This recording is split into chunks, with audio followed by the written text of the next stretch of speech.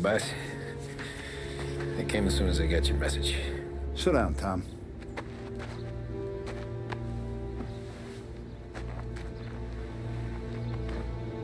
We have a mole, Tom. No. Oh. I was up all night driving myself nuts trying to figure it out. Started thinking maybe it's one of our guys. We aren't paying his fair share. Someone with a light wallet. Maybe looking to Morello for a new suit. Frank wasn't around, so I went to the safe to get the account books. To see who's getting cents on the dollar he's earned. What do you know? The books are gone, Tom. Frank. More than 50 years I've known him. Everything I have, I got with Frank.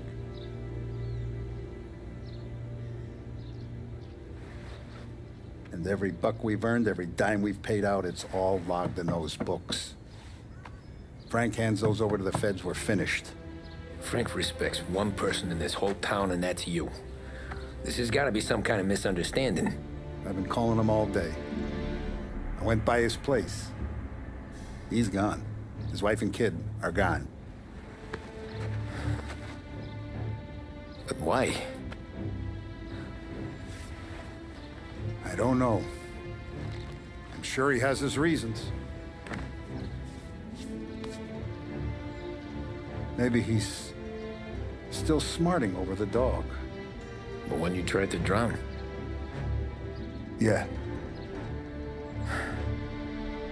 Same one I shot after he wouldn't let me sink her. I was a stupid kid, Tommy. But grudge or no grudge, we gotta get those books back. Shake down all our stories. See who knows what. When you catch up to Frank, you get those books. And if he doesn't have them on him, you make him tell you where to find them. After that, you do what we gotta do.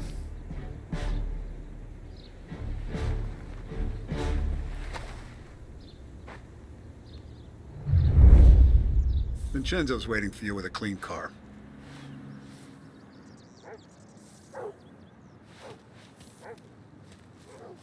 Last I saw Frank, there was no sign of this.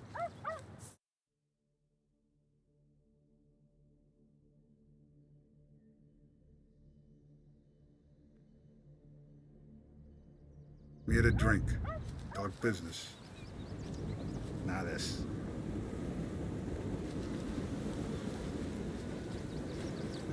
Tommy.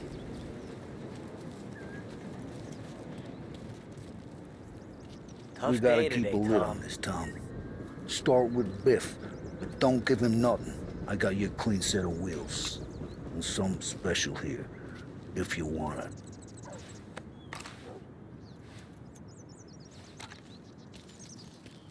When Frank sees a La Parra, he'll know. The old ways work.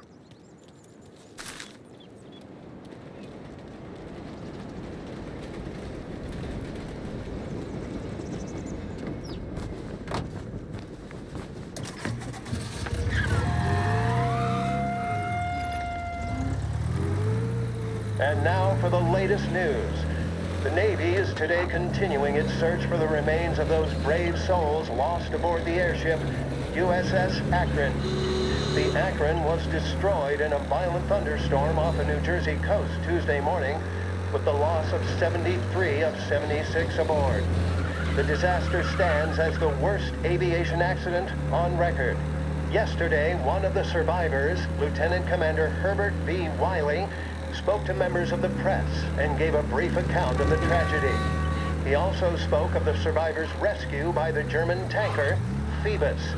President Roosevelt has described the loss of the Akron as a national disaster and said that he grieves with the wives and families of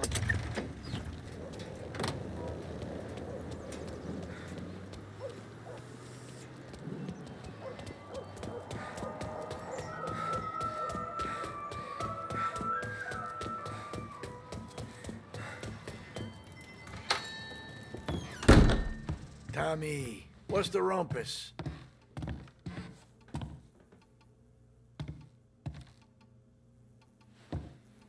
Heard any big news lately? Something that Don might want to know. It depends. What's it worth to you? $20. How about 40? All right, spill. The FBI's in town. They're getting something from Morello, but I don't know what. How'd you hear? Little Tony got some guy drunk in the Black Cat and drove him home. Heard a bunch of stuff, so he's the guy you want to see. Okay. Thanks. Always a pleasure, Tommy.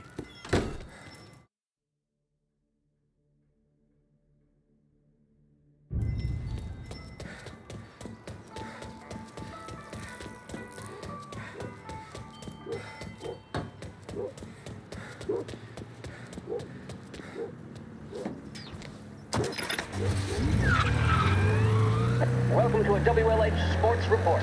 There's a sense of anticipation as we await the start of the big game. Our very own Lost Heaven Lancers are out on the road, deep in enemy territory as they take on bitter rivals, the Empire Bay Cannons. This year's Gold Series is shaping up to be one of the best on record, with both teams matching one another blow for blow. Despite the Cannons' home field advantage and an early lead in the series, the Lancers have bounced back and have really taken their rivals to task. Many of the plaudits and column inches have been dedicated to one man. Lancers pitcher Bunny Smith is one of this year's standout performers. And with this series tied at 3-3, he may well be the key man that brings the Wistman Trophy back to Lost Heaven. But doing so will be no easy task, as standing in his way is opposition captain, Jack Seidel. His fifth inning of Game 5 turned events in favor of the Empire Bay team. Victory was canceled out by the Lancers in Game 6, and we now have a listener kick to their radios. Can Bunny Smith bring it home for Lost Heaven? Or will the Cannon's towering redhead have the final say? WLH 570 Lost Heaven Radio will carry live coverage of the final game of the Gold Series, and we hope you'll join us in wishing our boys well. And now...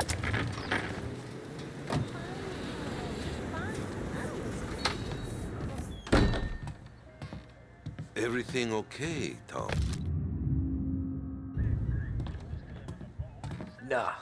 Nah, it's not. What's this about the guy you drove home who's with the feds? He came in for a drink, which turned into 10. He's hired muscle for some kind of safe house. Where? Oak Hill, corner of Pine. He gave me $10 to drive him back and keep my mouth shut. Let on that Councilor Gilatti's brokered some kind of deal between Morello and the FBI. They were all ready to sit tight on someone in there. Why the hell didn't you tell us? Tom, I did. I came in to see French straight away. He didn't tell the Don? No, he didn't. Tom, what's going on?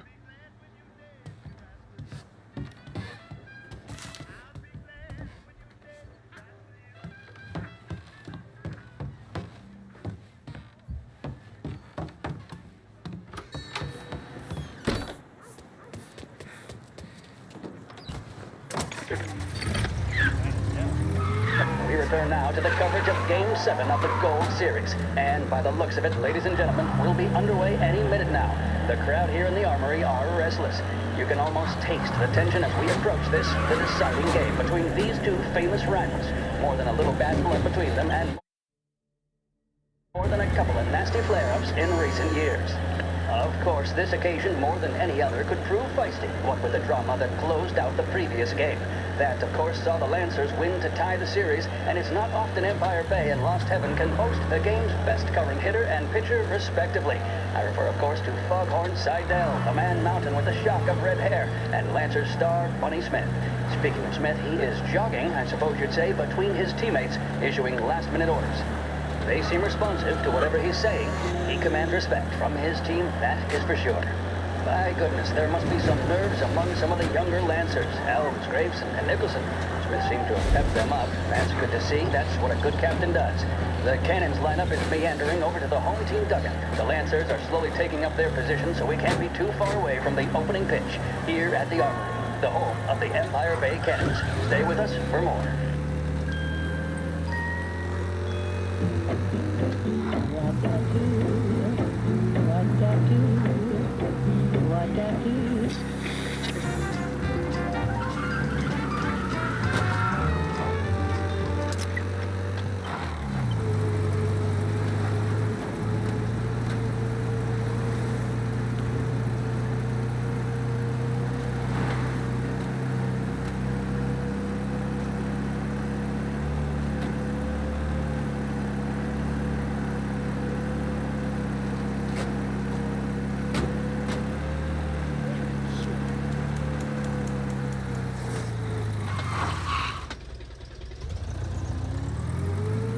Looks like the place.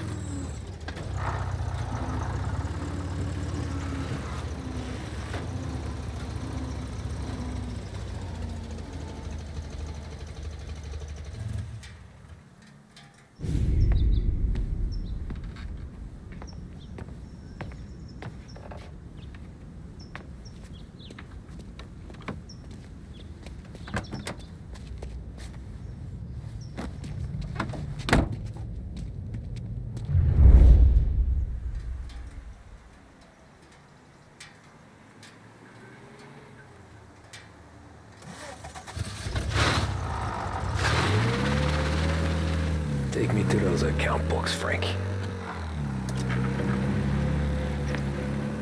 And we return now to coverage what could be the final play of this game and the series between the Lost Heaven Lancers and the Empire Bay Cannons.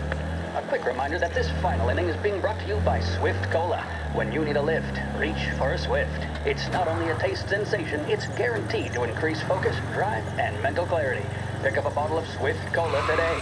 And as we are coming to a close, let me thank today's other sponsors, Big Break Cigarettes and Lost Heaven Courier. Both of these teams could be said to be entering the golden eras. Each team has a star player at the core with promising youngsters set around them. I refer, of course, to Smith and Seidel. The Cannons have had several such golden periods. The Lancers, it's fair to say, have not. I can see Lancers manager Frankie Hodge prowling in front of the dugout, gesticulating. He seems animated, to say the least. Looks like he's putting one of the officials in his place or something or other. With the noise of the crowd, it is quite hard to say for sure. Whatever's going on down there, you can feel the sense of occasion, and you just know that whatever happens, the crowd will be the first to tell you what has happened. The Lancers are now within minutes of snatching the Gold Series, which at one stage had appeared doomed, but they equally teeter on the edge of defeat. It all comes down to the final play. Nobody is warming up in the bullpen. Nobody down there is considering the possibility of extra innings. Bunny Smith then, standing on the mound, a look of steely determination on his face. He's betraying no emotion, doesn't look nervous or tired after his exertions this series, nor does he appear to be carrying the weight of expectation. He's having a word with the umpire about something or other. What a strapping fellow. 6'2", 195 pounds. If the Lancers are to win here today, he's going to write himself into the record books. And boy, oh boy, what that would mean to the people of Lost Heaven after such a long time without glory on the diamond. All right, they've sorted out whatever was going on. Here we go then. In for the Cannons, it's Paddy Doherty. Smith is pitching the game of his life, but Doherty's a big man. If he can catch one, it could run, and with bases loaded, the Cannons would have it. Here we go. Doherty facing down Smith. Fastball and strike. The big man thought he had it. Some speed on that ball, my goodness. It's fair to say Doherty looks a little spooked. He was convinced he had it. His body language tells the tale. Smith remains cool under pressure, not a flicker of emotion on his face. He winds up. And that's two. There was zip on that one. Good Lord. Seidel is barking something at Doherty, but we have no chance of hearing it as the noise of the crowd reaches fever pitch. Doherty's gesturing, and that's only making Seidel more irate. This is it, folks. Another strike, and the Lancers win. If Doherty can get behind it, surely the Cannons will get all their men home and snatch victory. A swing and a miss, and that's the winners! Lancers win! Lancers win! And Smith finally cracks an elated smile. He's thrown his cap in the air, as have his teammates. Lancers win the 1933 Gold Series!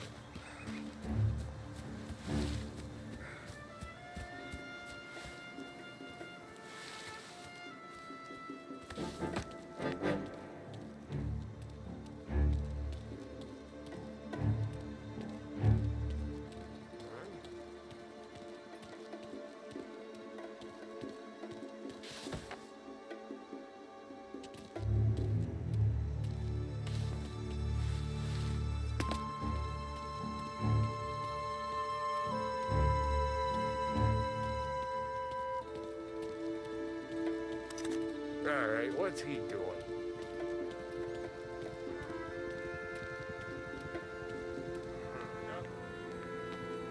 some kind of gangster. Why the hell isn't he being flown out by the... Guess we all want the same thing. Can't say I'm happy dealing with these people. All right, let's check.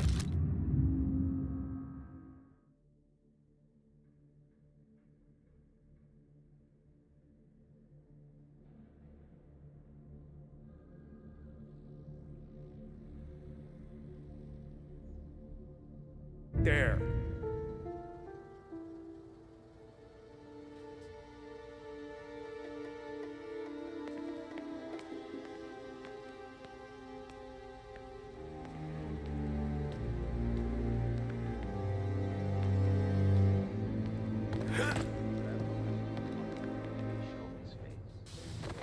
We can't give up now.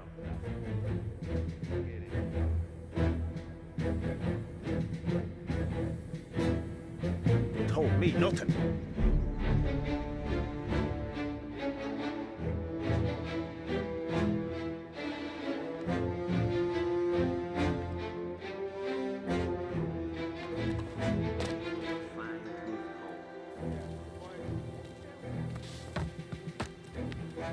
All right, let's check there.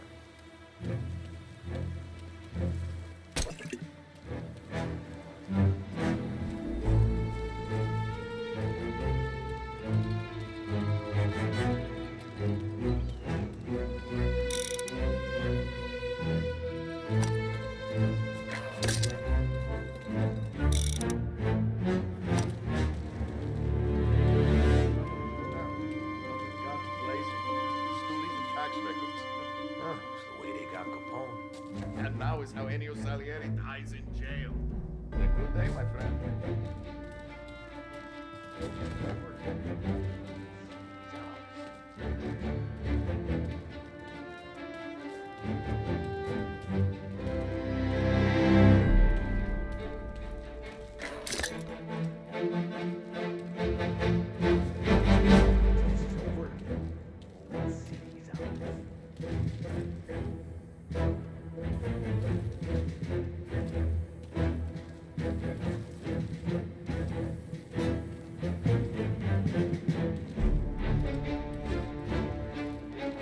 The FBI hand over Coletti. Morello makes him disappear in his plane. And then those account books bring Salieri to his knees.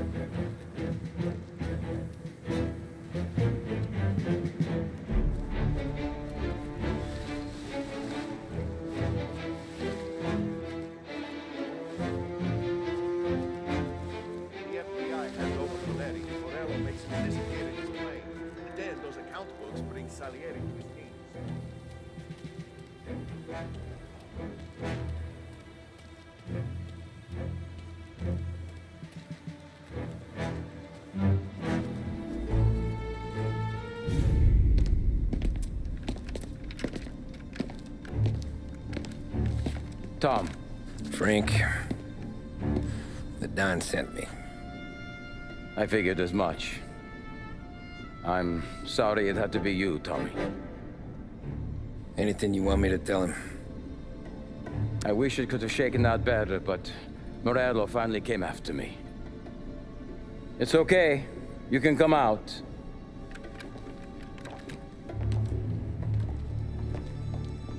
Morello offered me a simple trade. The Don's account books for our lives and tickets out of this town.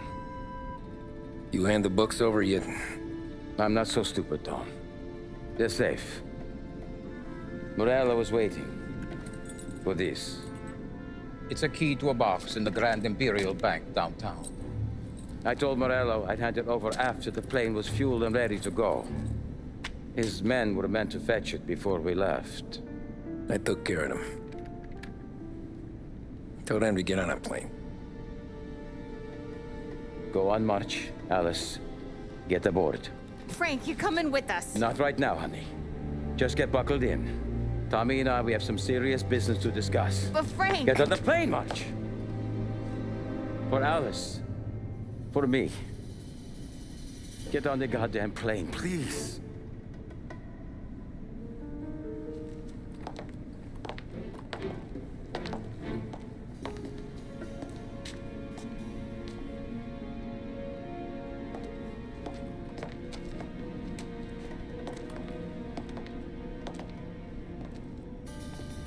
You been paid yet? Yeah.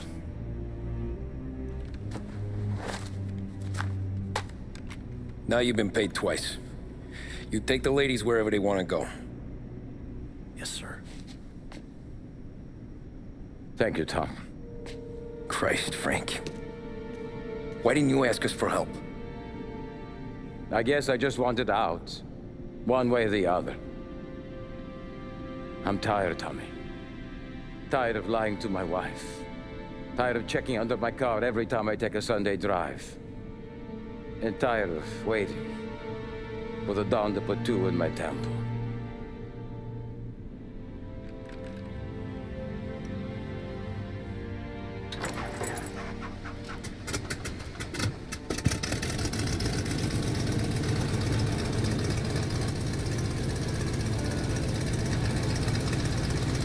God damn you, Frank.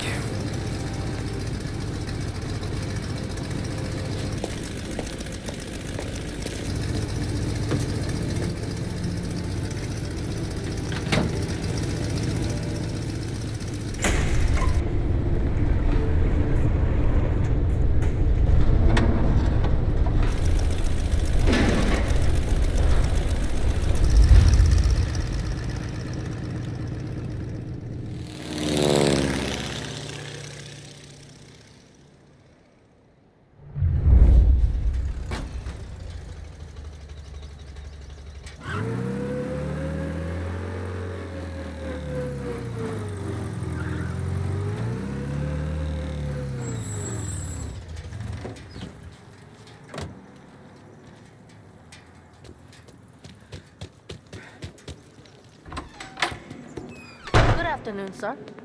Where's the safety deposit boxes? With my colleague downstairs, sir. Thanks.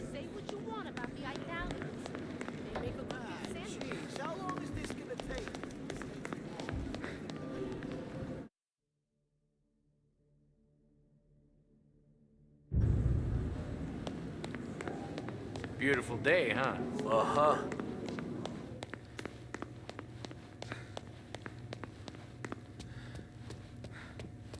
Keeping out of trouble, I hope.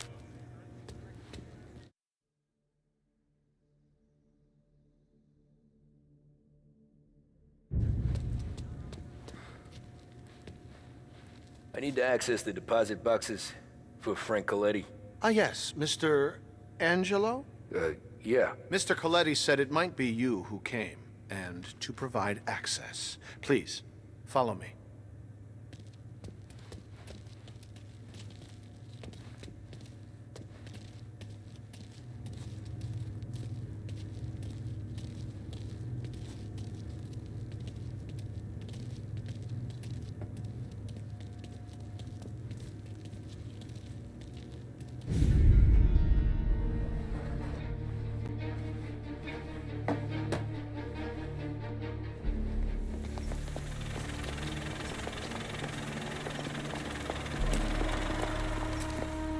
I got the books and covered my tracks.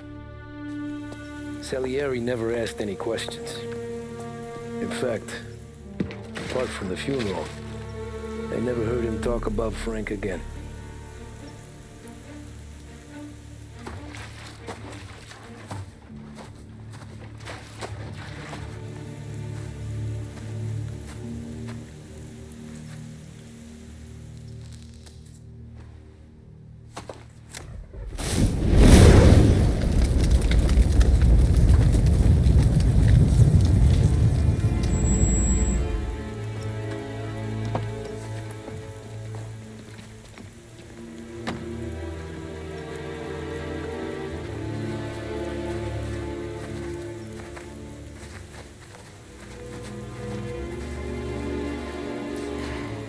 You're making my boys twitchy, Marku.